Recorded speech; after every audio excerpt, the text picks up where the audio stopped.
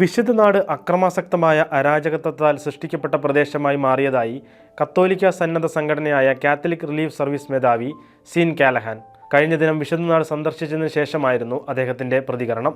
വിശുദ്ധ നാട്ടിലേക്കുള്ള സന്ദർശനം അക്രമാസക്തമായ അരാജകത്വത്താൽ സൃഷ്ടിക്കപ്പെട്ട പ്രദേശമാണ് തനിക്ക് കാണിച്ചു തന്നതെന്നും എന്നാൽ പ്രതീക്ഷയും പ്രതിരോധവും നിറഞ്ഞ ആളുകൾ ഇവിടെയുണ്ടെന്നും അദ്ദേഹം കൂട്ടിച്ചേർത്തു.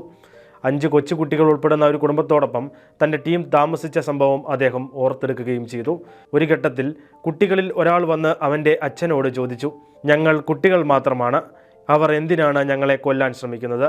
അവിടെയുള്ള എല്ലാവരും അക്രമത്തിൻ്റെ ഇരകളാണ്. മിക്കവാറും എല്ലാവരും കുടിയൊഴിപ്പിക്കപ്പെടുന്നു. എന്നാൽ സമീപഭാവിയിൽ തങ്ങൾ പ്രത്യാശ കാണുകയാണെന്നും സീൻ കാലഹൻ പറയുന്നു.